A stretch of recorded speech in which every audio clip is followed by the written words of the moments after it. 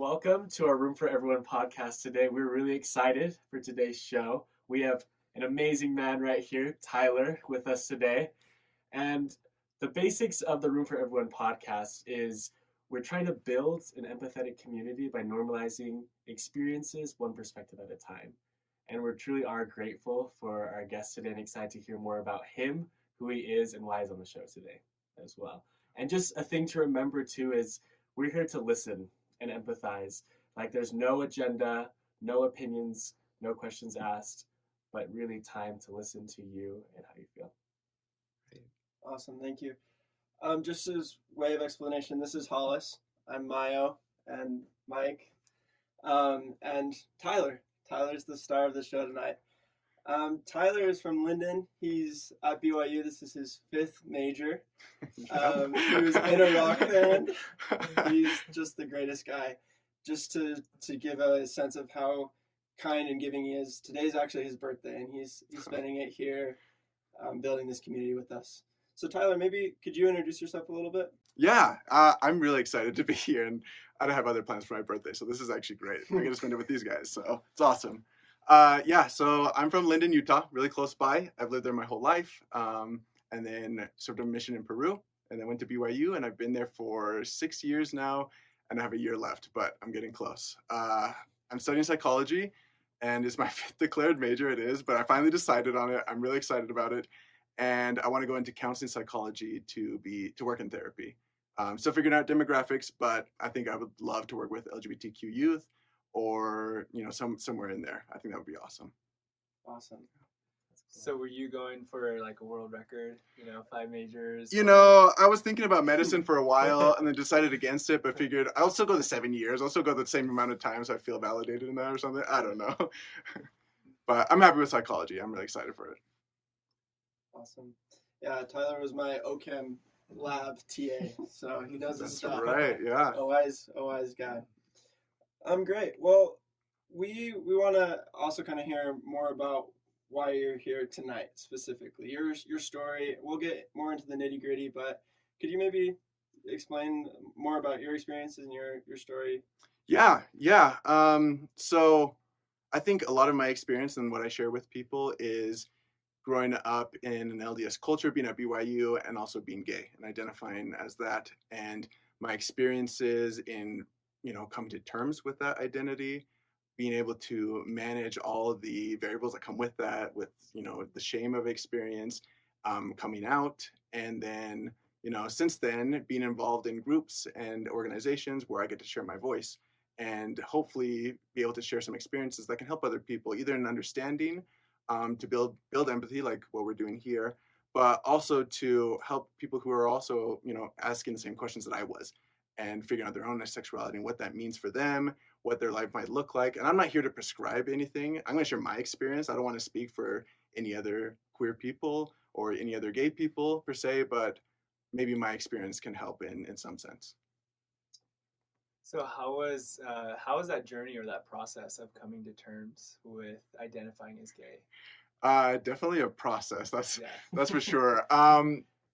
Just to give some perspective, I didn't even really start contemplating things or even allowing myself to think about my sexuality until I was 22, 23 years old.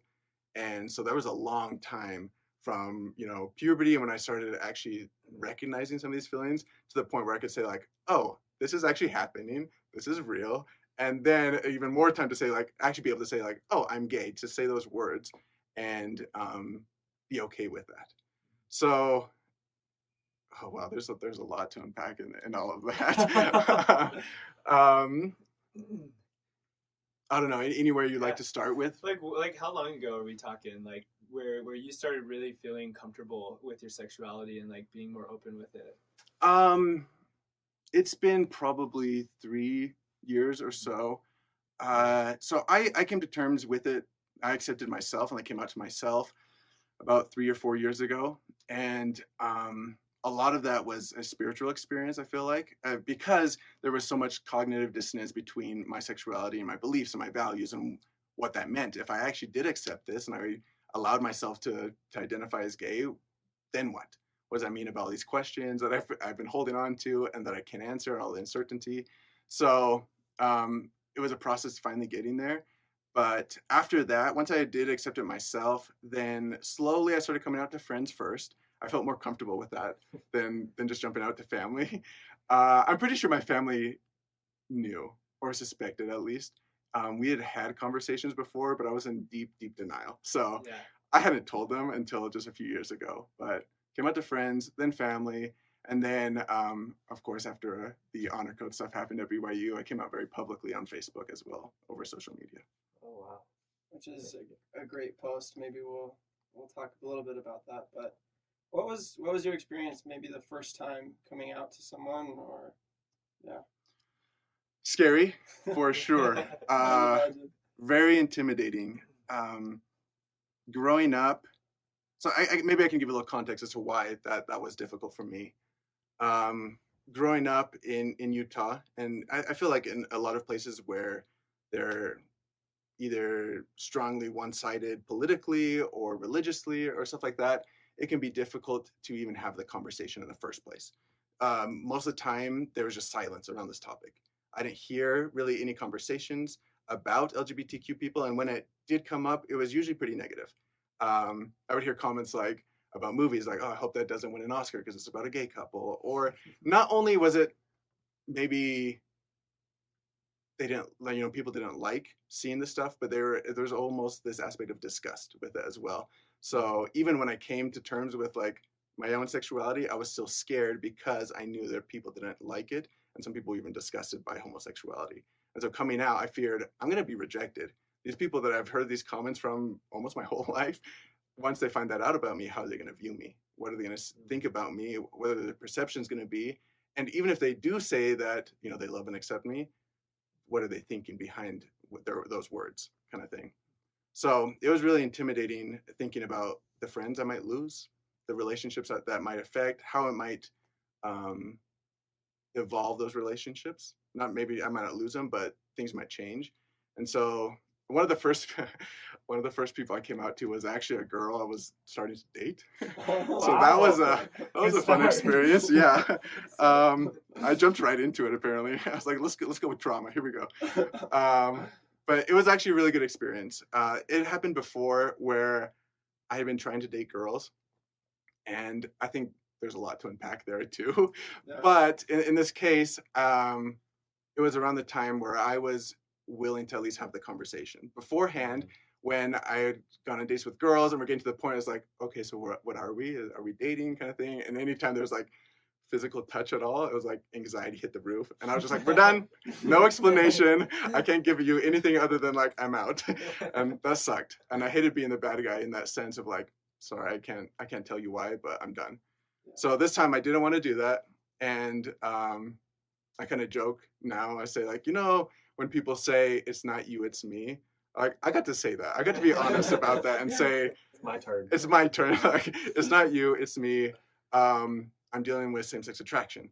And that's how I usually initially started coming out, was I'm dealing with this thing, same-sex attraction. And I told her that, and we had an interesting conversation. It was very emotional. The first time coming out, I was just bawling because there was so much pent-up emotion, so much fear before doing it. So when it was finally out, I feel like all those emotions just came rushing, and I didn't know how to handle it. I just started crying. And so she started crying too. And from there, we've built like an awesome relationship. She's one of my strongest allies, one of my best friends. Wow. She calls herself my straight best friend, and I'm her gay best friend. There you go. So, yeah. But it's been good. Most of my experiences coming out, I can say, have been positive. I can say like on an individual level, like one-on-one talking with someone, that there's been really strong negative experiences. Maybe some difficult conversations and questions to answer, but I wouldn't say like, wow, that was bad. Yeah. I'd love to talk more about what happens before your decision to come out publicly as well. I feel like there's, for everyone planning on coming out to their friends or family, there's definitely a lot of inner turmoil that happens before that. Culture attributes to that, a lot of things attribute to that. You want to talk more about like that turmoil you had, or that coming together, like how did you decide you wanted to do it? How did you come to terms with yourself? Like, what was that process like? Yeah, that's a really good question. I think one of the main driving forces was loneliness and solitude. There were times that I was really struggling, either because of uncertainty, questions that I had about this topic, shame based on like my self-image of myself, because I kind of hated this part of myself and um, didn't know how to handle it, or because of other people making comments and jokes about gay people, and I couldn't express why I was hurting, or why I was lonely, or why sometimes going to church was hard, why talks in church might be difficult, and people could tell sometimes that like I was hurting, but I couldn't say why because I wasn't ready to talk about it. And so that loneliness, I was kind of like, I'm done with that. It needs to be out in the open so people can understand what I'm going through, and also understand me on a deeper level. I didn't feel a need, and I like planning before coming out publicly on Facebook. I never had the plan to do that, but I think just being able for other people to see me wholly as who I am was important for me, because I've been hiding that for 23 years. And like being in the closet is not fun. It's not a good place. It's not a safe space, and it's not a comfortable spot. It's hiding part of who you are, and usually in a very shame-based way, not just because of, other reasons, just like, no, I hate this and that's why I'm here, or fear as well. So letting that out was really relieving, and I wanted people to be part of my life and understand what I was going through. Yeah, to maybe follow up on that, what's changed since? I guess you had that part that you felt like you disliked, or that you were hiding. Since you've opened up and shown that to the world, how has that changed? I feel like it's evolved. It's changed with time and with experiences. Um, for example, when I first started coming out, and I don't mean to say this in a minimizing way or to invalidate someone else's way of looking at their own sexuality, but for me personally, when I came out, I would tell people that I was dealing with same-sex attraction in a way to make it seem like it wasn't part of who I was, as it was something that I was just temporarily dealing with, and um, something that wasn't connected to me as a person. And I wanted to exclude that from me because it was something that I was still hated and I was still ashamed of. And so I would tell people that, because I'm like, well, eventually someday maybe it'll be gone and I don't have to worry about it. Or I had heard, teachings and doctrines from the church saying like, oh, well, once you're resurrected, like you'll be made perfect, meaning you'll be straight. And I was like, oh, I'll just wait for that then, that sounds great. And I realized how damaging that was to me to view it that way, because it was still something that I avoided talking about, something that I hated within myself. And so I eventually was able to get over that. And I think it was a pretty spiritual experience how that happened, but I realized that it wasn't a mistake. It's not just something like, God was like, oops, I guess you got to deal with this now. Good luck kind of thing. But there's reason and purpose behind it. And I don't have all the answers to that, but I think realizing that and accepting it as part of my own identity was really helpful, and being proud of who I am and loving myself wholly. Did people's reactions to your coming out post surprise you? Yeah, actually. Honestly, there was only one response from someone I didn't even know that was negative. Everything else was completely positive, very supportive. Even if it wasn't something that maybe they fully understood, people said, thank you for offering the perspective. This is a way of looking at it that I haven't looked at it before. And obviously it was during a time where things were really polarized. Like with the honor code stuff, yeah, there was a lot of issues there. And so people were very marginalized on the issue, and oftentimes very attacking, and made it very us versus them thing. And I tried to avoid that. I tried to just share my experience so people could understand where a lot of LGBTQ people were coming from, and where I was coming from, rather than saying, you should believe this, you should do this kind of thing. And hopefully that could bring some empathy. So for the most part, people were really positive. Did the Honor Code Office announcement impact you wanting to come out? Yeah, that was, I mean, like publicly on Facebook, that was the driving force. Because when you came out, was that before? Was that before the second announcement or after the second? After the second, okay. The clarification letter and everything. Yeah, so BYU sent out a clarification letter, and then you felt that like influenced your decision to come out. Yeah. And And what went into that decision? Like, why was it, such a, you know, important motivator?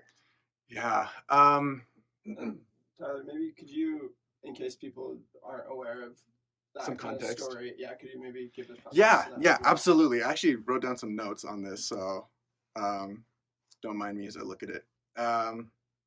So initially, I don't remember the exact timeline. I think it was in February, late February. The honor code was changed, where they were trying to mirror more accurately what the handbook, the church handbook, was saying, their wording and how they describe things. And so, as part of that, the section about homosexual behavior was removed. And because of that, a lot of students saw that and were curious, what does that mean? There wasn't an announcement, there wasn't any publication from the church or from BYU saying why that had happened. And so a lot of students started questioning, okay, what's going to happen now? And so lots of people went to the honor code office and specifically asked the administrators there what this meant and what the change would entail. And the answer was pretty unanimous and consistent for everyone that went and asked that, well, we're not going to be punishing students for homosexual behavior. That clause has been removed. And so because of that, lots of students came out publicly, started showing that they were dating in same-sex relationships. And also there was some backlash. There were some groups like Save BYU and other, DesNets, I think, that responded very critically to this kind of thing. So already it was starting to be polarized. When you first heard the announcement, like what were the thoughts going through your head? So I was skeptical, which is sad to say. I feel like that my initial thought was, I don't know if I believe that. And I think that's telling for a lot of LGBTQ people and their experience is that they're already on edge because of how they've been treated. And I was skeptical, but at the same time hopeful, because seeing that clause itself had been removed, I think made me more comfortable to be at school, to be in a place where I could be more open, regardless of whether or not I was planning on dating or what I wanted to do with that. It made me feel like I was in a safer environment, because at least there wasn't institutional rules discriminating against me, and almost, allowing people to act on their biases and discrimination. So I was excited, but really skeptical at the same time. And after hearing all the people go to the honor code office, I was like, I don't know. I'm not gonna make any assumptions yet. So I waited, and good thing I did. Yeah. And then there was like a second announcement, right? Like, do you want to share like the context of that? Yeah. So the church education system, Elder Paul V. Johnson, released a letter after it was 2 weeks after the honor code had been changed, or they had published the new honor code. And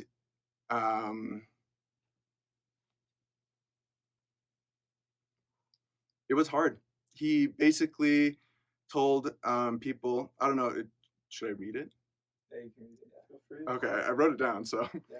he said, one change to the honor code language that has raised questions was the removal of a section on homosexual behavior. According to the letter, the moral standards of the church did not change with the recent release of the General Handbook or the updated honor code. There is and always has been more to living the Lord's standard of a chaste and virtuous life than refraining from sexual relations outside of marriage. Lasting joy comes when we live the spirit as well as the letter of God's laws. A foundational doctrine of the restored gospel of Jesus Christ is that marriage between a man and a woman is ordained of God, and that the family is central to the Creator's plan for the eternal destiny of his children. Church leaders have long taught these principles. Same-sex romantic behavior cannot lead to eternal marriage and is therefore not compatible with the principles included in the honor code. Basically saying that, yes, this section had been removed, but nothing changed. This is still commandment. This is still how we've always viewed the law of chastity, and people who misinterpreted that, that's on them, kind of thing. And that hurt, hearing that. I wasn't surprised per se. I wasn't shocked to read this letter and see that nothing had changed. I was already kind of skeptical, and I feel like I understood the doctrine. I understand the teachings of the church, but I was hurt. I don't know. I can go more into Where that. were you when you first read that? So I was reading and doing some homework in the library, on the third floor. I think that, like in the hub, that computer area. And I got the email from the church, or I can't remember, BYU. So I opened it up because I'm like, oh, honor code stuff. Here we go. Let's see what they have to say about it now.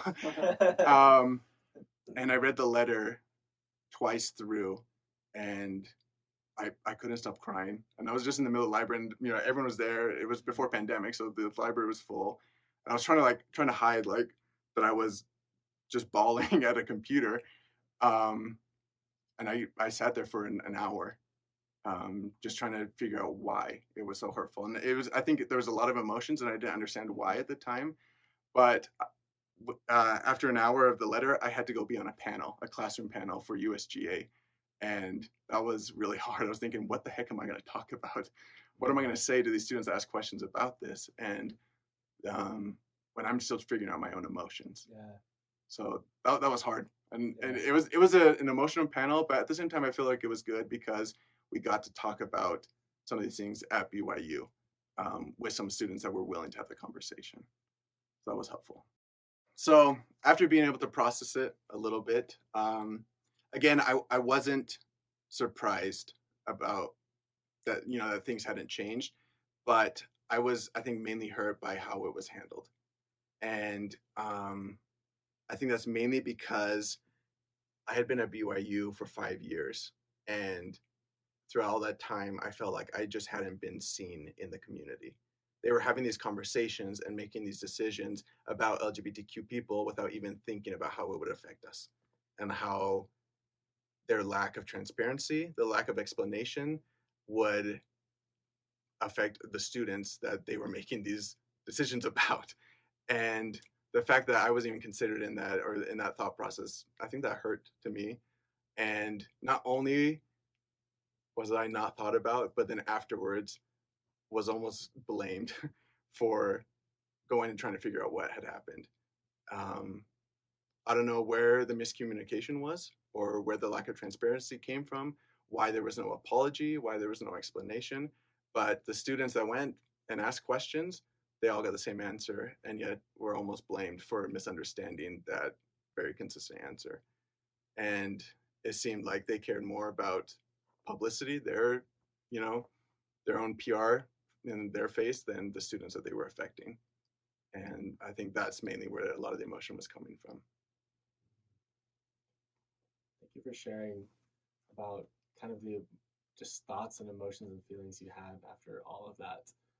And going back to what you were saying, those emotions you were feeling of coming out and everything else, what were your expectations before coming out to everyone as well, and how were they met or unmet after? Ooh.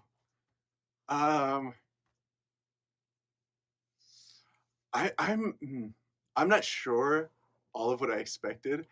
I feel like I was hoping for the best but preparing for the worst, kind of thing. I was preparing for some really hard conversations, and I was preparing for rejection, which, thinking back, I'm like, wow, that was how did you handle that? That must have been awful. Looking back now, I'm like, it wasn't that bad. Like, you were fine. Your conversations you had were wonderful, and you've had really positive things. But beforehand, I was like, this is going to be the worst. Yeah. So coming out to friends, I feel like I was a little bit less worried, just because there wasn't as intense of an emotional connection and expectation for what my life was going to look like. Whereas family, that's a lot stronger. They've seen you grown up, and there's a lot of strong emotional ties and expectations of like, oh, this is what Tyler's life is going to look like, where this is what we're planning for. We were there when he received his patriarchal blessing, all these things. It's like, I don't know if I'm just going to shatter that or put you in shock. And a lot of times, I don't want to throw her into the bus because I love her and I love my mother. She is amazing. But there were times where we'd have conversations about other gay people in like the stake and stuff. She used to work with a lady in the stake presidency for young women, I believe. And she had a gay son. And the wording that was usually used around that topic when we talked about it was devastating, and how hard that must be. And part of the reason I was hesitant to come out to some people was because I don't want to place that burden on them. I don't want them to feel like, what do I do with this? How do I handle this? Or to be in that devastating state of like, now what kind of thing. And so not the only, rhetoric was hard. yeah, Okay. not only was it a very personal thing, like there might be rejection, but I might be putting a lot of burden on other people as well when they're not ready for it. So after coming out, I have some great stories too we could talk about. I have some fun ones as well. The first times were very emotional.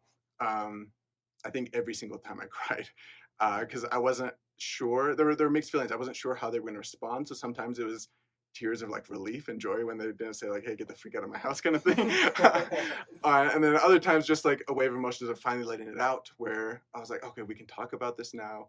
And sometimes that pain and loneliness was kind of coming through too, because I was finally addressing it and talking about it. How I came out to my mom officially, I came home one day.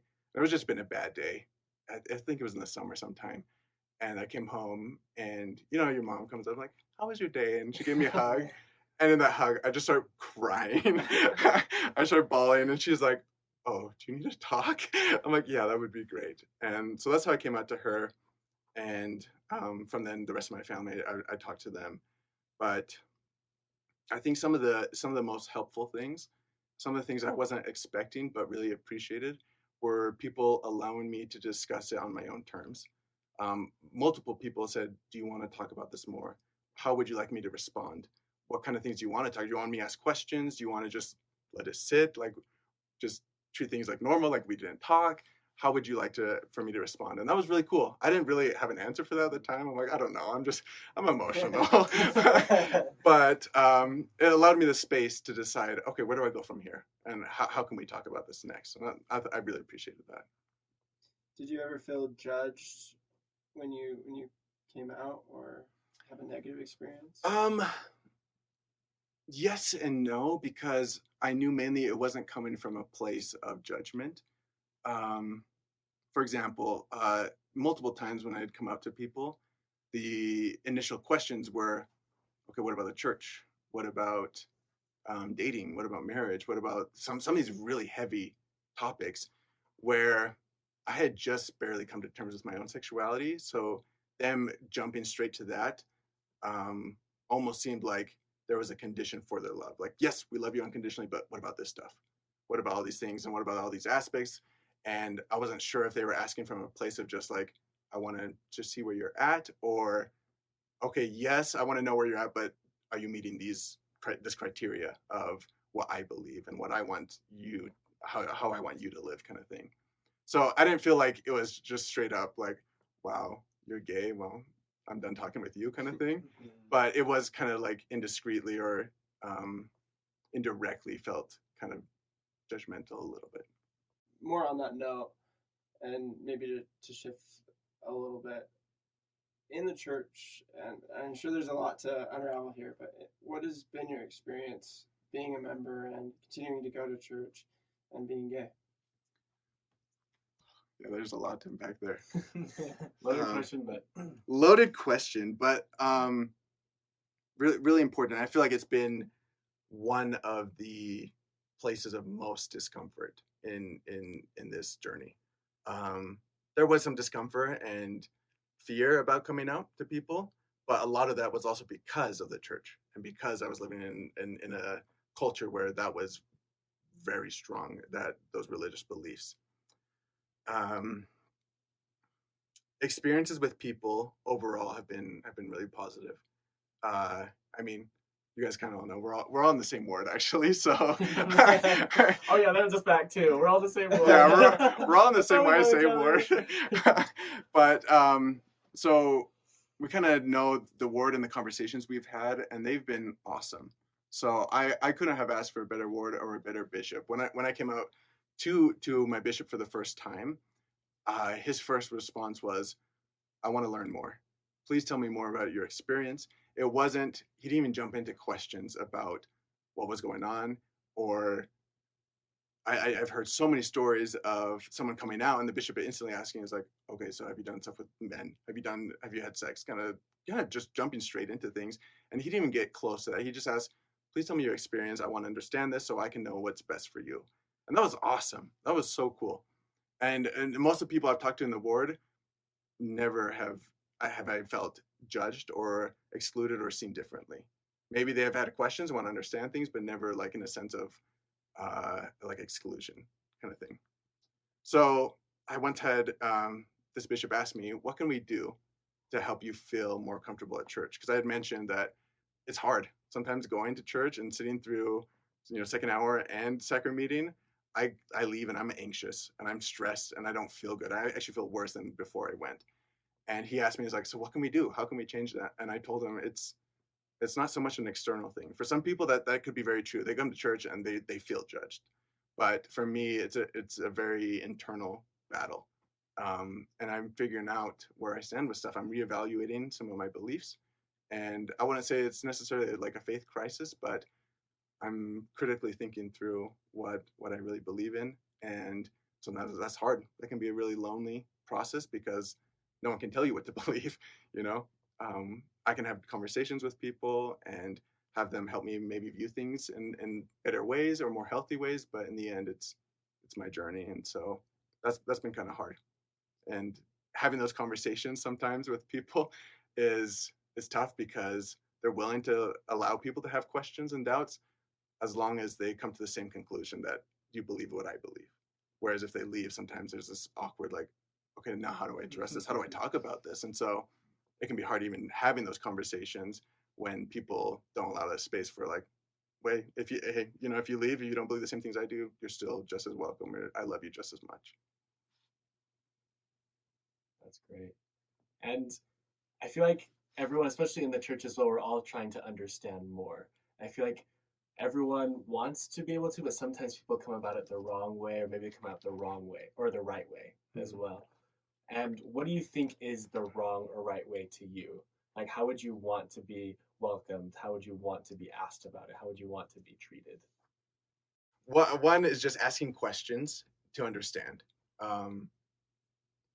I've seen the difference between like leading questions and questions looking for a specific answer versus just tell me your experience kind of questions and understanding. I think that's like the first place to start.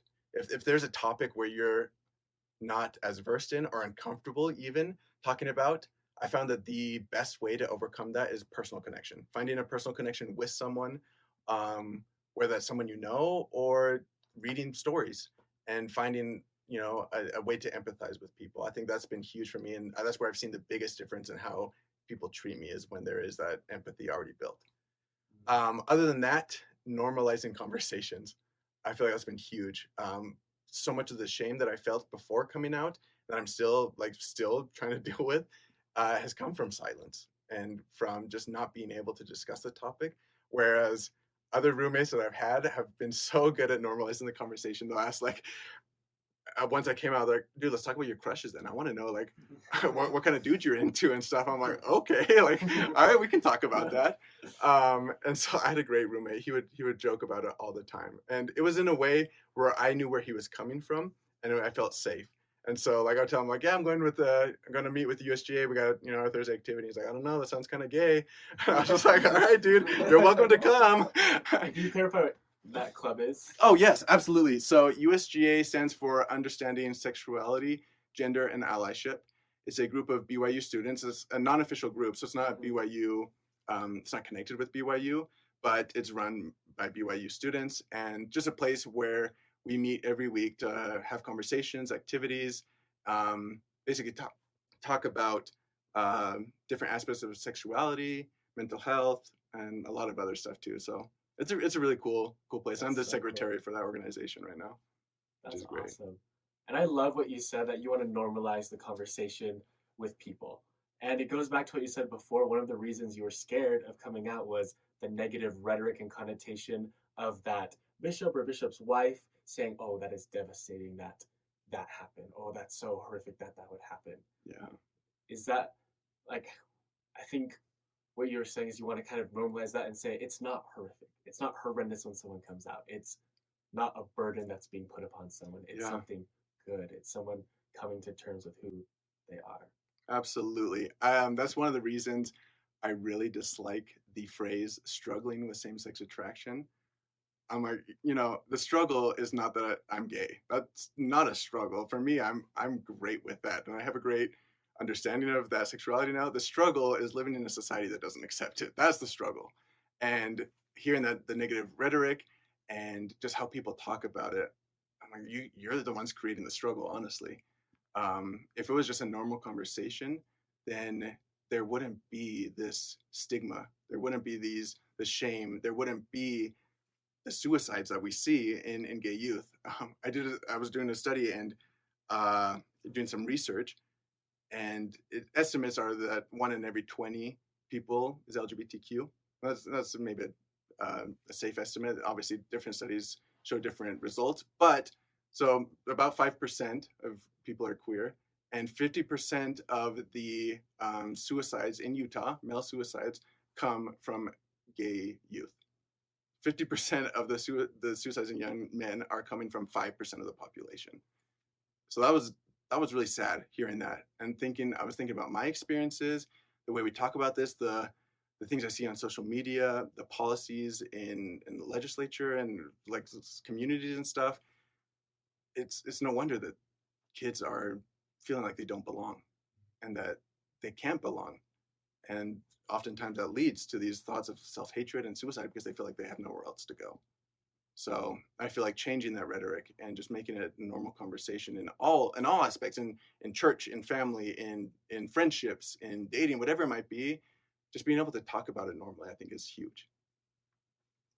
So if we were to talk normally about like your experience with the suicide, if there was something you wanted to say to maybe like normalize or share, this isn't a topic that's shared very often. You know, what would be like things you would share to normalize that experience? That's a great question, to normalize suicide, conversations around that.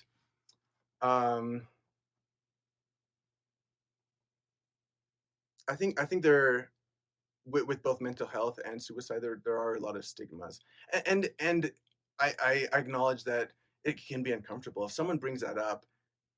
A lot of people think, how do I respond? Like, what do I even say to that?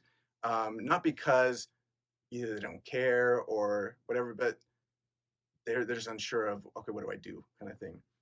For me, I did have suicide ideation, and I've had it. It's kind of fluctuated with my mental health. But in the darkest times, like right before coming out, where I had started to accept my own identity, but hadn't come out yet, I feel like that was a really, really difficult time where I wasn't sure what was going to happen after I did come out, and there was a lot of suicide ideation there. For me, it wasn't quite like giving up. It wasn't a way, I don't know, giving up on life. I saw it as a way of going home, which is really sad. I look back at that now and how bad of a state I was in, where that was my best option. Where like I can just leave and not worry about this. I can go just be with God right now, where I don't have to worry about what other people are going to think of me. I don't have to worry about the uncertainty, worry about the shame, and all of those really negative thoughts. And at the time, I kind of wished that I had heard stories of fatal car crashes or something like that, or like diseases that kill people, and I almost felt jealous. Like I wish that was me, and so I could just get be in a car crash, die, and it wouldn't have the shame of actually like committing suicide. There wouldn't be the stigma of someone doing doing that. And I think that was propagated and incentivized by a lot of statements. Like I said, that once you're resurrected, you'll be straight. I'm like, well, let's just go there then. That sounds good to me. Or things like in the church, a general conference talk I heard was that the end of all membership in the church was for a man and a woman to be happily married in the temple and have children. I'm like, well, then what's the point? What's the point for me? Why even go through this if I can't even be part of that? And I did go over it. I started talking with people and opened up a little bit about it. This is about as open as I've been about it. So yeah, congrats, I guess. Thanks for sharing. Yeah, but it helped once I was able to start talking. I think vulnerability is a huge thing. Once we start talking about it more, I think people will recognize that it's okay to talk about one. And two, there are people who are willing to help. There are people who care, people who will be affected if you do commit suicide. I promise that there are people that love you and that will miss you, and you're not alone. And that's where a lot of suicide comes from, is that there's no other option. There's no other way out of these really negative feelings, depression, whatever it might be, other than killing yourself. And that's definitely not true. Any other topics, Tyler, that you want to, like anything else you want to talk about?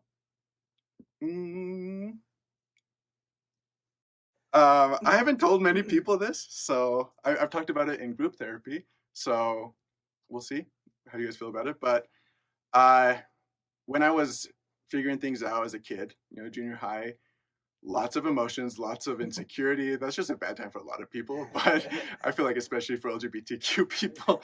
I remember starting to watch like coming out videos and stuff like that. And at the time, obviously, I was just like, well, this isn't applied to me. It's just, I'm just interested. Denial was palpable for sure.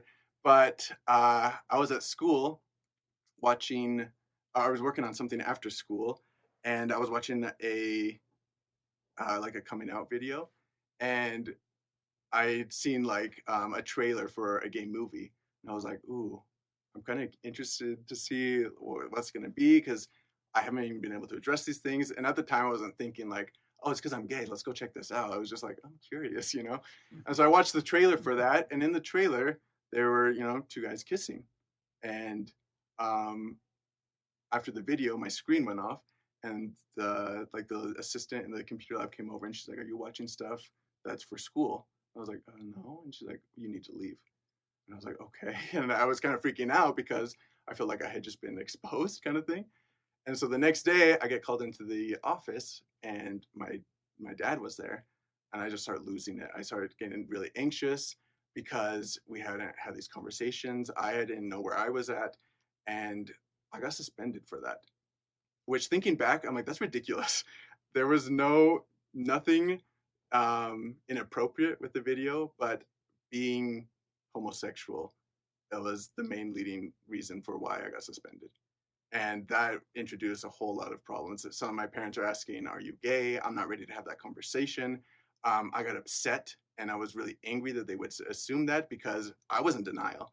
And so even having that conversation put me in a really bad place, where a little bit later I started going to therapy. And going to therapy, it was recommended through the church. I can't remember exactly if it was like LDS services, but his practices were clear that I'm LDS. These are my beliefs. This is kind of the direction that I would like to go. And obviously at the time, that's what I wanted. I was like, yeah, I want to be done with this kind of thing, with these feelings. And so we started talking, and throughout our visits, I only went like 4 or 5 times. He basically was trying to convince me, or help convince myself, that I wasn't gay.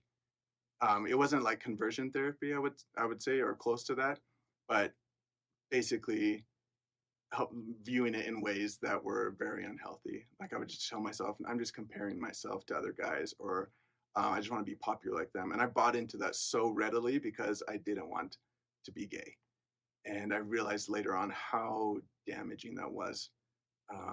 It definitely prolonged my coming out, my own acceptance, and propagated my self-hatred that I had for this. And I really wish I didn't have that experience. And in a way, I mean, it works because I'm here now, and I can talk about it. But just thinking about therapy, I really hope that no therapist, church leader, ecclesiastical leader ever puts that on someone to try to convince them that they are something that they're not. It can be really damaging, and it was for me. So if you're ever in a situation where that's coming up, don't ever minimize someone's experience. Don't ever try to convince them that they're actually not gay. I've had so many people tell me, like, why do you feel like you need to identify as gay? You're a child of God. That should be your principal identity. And I usually tell them, like, well, usually that happens because I've had to fight so hard to convince people and prove to people that my experience is valid and that I'm worthy of love. If it hadn't been like that, if it just had been a normal thing where we could talk about this or where it was accepted readily, then it probably wouldn't be such a huge part of my identity because I wouldn't have to have fought for it so hard. That's a huge point that you bring up is identity. I think identity is something that we all strive to see of like what is our identity here on earth. If you could talk to someone, whether it be your previous self before you came out or talking to someone in a similar situation before you came out as well, what would you tell them? Someone who may be struggling, someone who may be struggling with their identity, like not knowing what to do and not knowing what the next step is. Because we learn it's not a struggle, it's something that is you. What would you tell that person? I'll answer that as if I'm telling to myself, like my past self, what I would tell myself. Because everyone else's experience is a little bit different and the context and their own safety and the environment that they're in. So I want to be aware of that. But for myself, I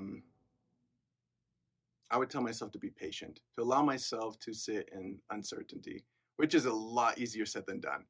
And I'm still in that spot and I still hate it. But I'm trying to work on it and be patient that you may not have all the answers. And I don't think that only goes for LGBTQ identity. When you're figuring out who you are, uncertainty is kind of inevitable. That's going to be part of it. You're figuring stuff out. And so being patient with yourself and allowing yourself the space to think about it in a non-judgmental way. If that means removing yourself from harsh environments or unsafe places or from toxic people, then do it.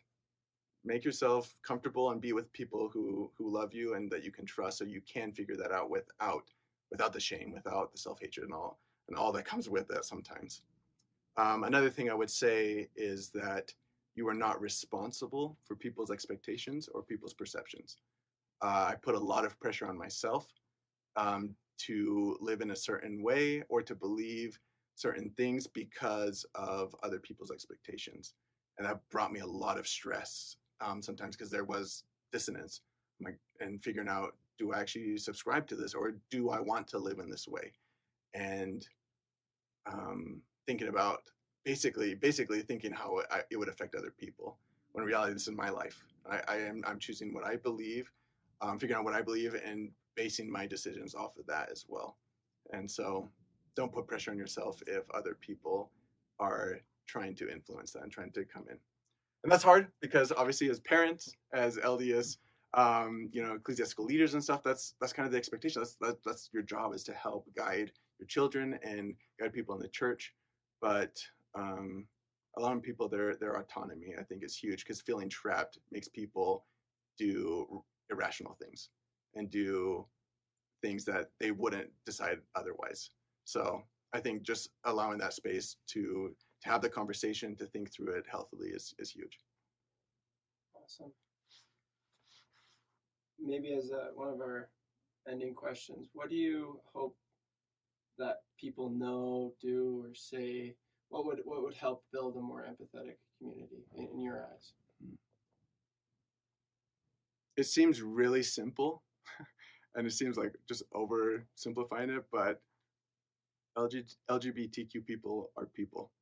We're human beings too. I think a lot of an issue is the difference between viewing someone as maybe different, as having a different experience versus viewing them as deviant. And I think there's a huge distinction there, where inherently sometimes if someone comes out or there's a label placed on them, there's a lot of stigma and a lot of assumptions about that person instantly. And allowing people the space to show who they are and show their values and their belief system, it gives them space to build healthy relationships and build community and destroy the us versus them mentality that often exists. And I think that comes from just not understanding. And that's usually what I do whenever there's someone attacking, whenever there's someone that's very polarized on one end or something like that. I usually think it's not because they're just a hateful person or they just have a really cold heart or they have no soul. It's usually because I think they probably misunderstand something or they don't understand this person's experience. And so that's what I would say: get to know people, listen to their stories, just like we're doing right here. Yeah. Thanks so much, Tyler. It's a huge honor to be able to hear like a piece of your story. We're the biggest fans of you ever. We really love you. We really do. And just to echo what Mike said, you're so brave, and just thank you for being here, and thanks for sharing. Appreciate that. Thank you. I think you're the ultimate example of what you just talked about, being vulnerable, because that's what really brings power to a community and to oneself. Thanks. I don't know. Thank you so much.